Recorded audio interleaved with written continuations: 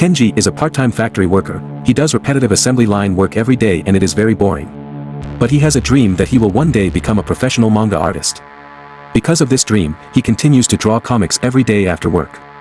This night, he is working on his comic when his mother walks in and criticizes him. She says he's already 30 and shouldn't be having these unrealistic dreams, and instead of drawing comics, he should go out and get a real job. Kenji grabs the manga draft back but accidentally pushes his mother to the floor, where she lies down and starts convulsing. After examining her body, he is surprised to find that his mother is a robot. Kenji holds his mother's broken arm for observation, and he even sees the product logo. He is terrified, so he immediately tells his father about it.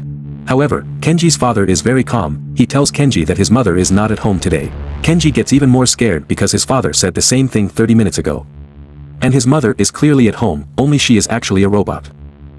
The next day, Kenji notices that when his boss talks to him, he also repeats what he has said before.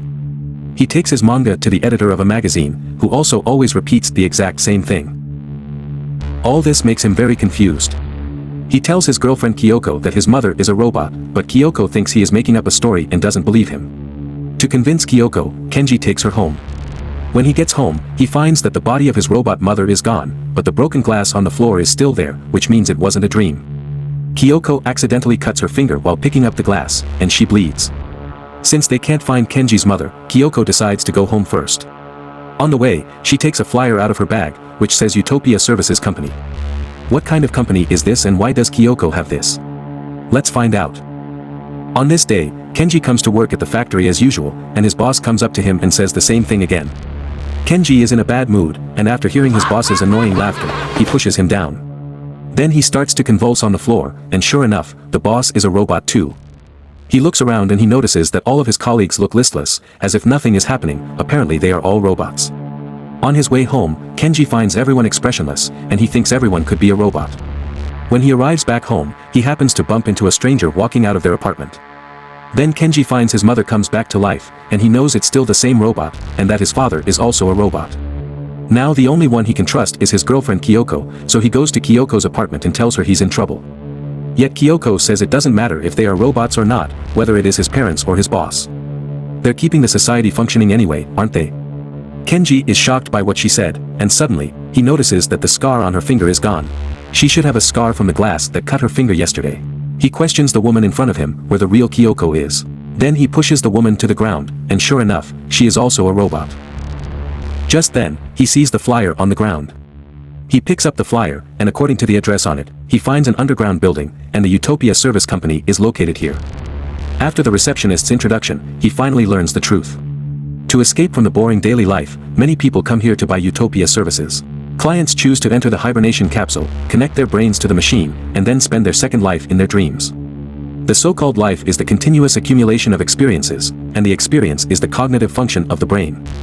By directly stimulating the brain, customers can enjoy the exact same experiences as in the real world, and they no longer need to live a boring life. In order to fill the gap after the clients leave the real world, they will create robots exactly like them, so as to maintain the balance of society. Then the receptionist shows Kenji the dreams of his parents. His mother always wanted to live a life of luxury, and here she becomes a socialite and a billionaire. His father grew up dreaming of being a superhero, and here he spends his days happily fighting monsters and saving innocent citizens. Nobody here needs to go to work, there is no debt, no responsibility, no law, all they need to do is to live a happy life. Kenji can't accept the truth. He tries to wake up his parents by knocking on the hibernation capsule, but is stopped by a security guard. Then the head of the company appears. He holds a syringe in his hand and is going to give Kenji a free trial. Nobody can refuse their Utopia service after having tried it. Suddenly, Kyoko stops them, and it turns out that she has not yet entered the hibernation capsule. Seeing these people are going to hurt her boyfriend, Kyoko feels very guilty, and she apologizes sincerely to Kenji. She decides to leave with Kenji and make their dreams come true in the real world. Kenji agrees with her and then they leave the place. At noon, Kenji returns home with the drafts of his manga, and he excitedly tells Kyoko that he has finally made it. He has become a professional manga artist. His manga will be serialized in a famous magazine. He is so happy, and there is no way the Utopia service can provide him happiness like this. However, Kyoko tells him this is the Utopia service. It turns out that Kenji has been lying in the hibernation capsule, so he quickly jumps out. He grabs a stick next to him, knocks down the boss, and then smashes the central control machine. Then everyone wakes up from their dreams, but they are all expressionless, as if they are the robots. Kenji excitedly tells them that they are saved. But what he didn't expect is that Kyoko blames him for waking her up. Kenji is desperate, and he has to escape alone. Coming to the street, he discovers an even more frightening truth, that everyone is a robot, even the kids. Kenji realizes that he may be the only real person in the world. At the moment the broken machine is automatically restarting, and after 5 minutes, the world will continue to run according to the machine's settings. This is Movie Ape, thanks for watching.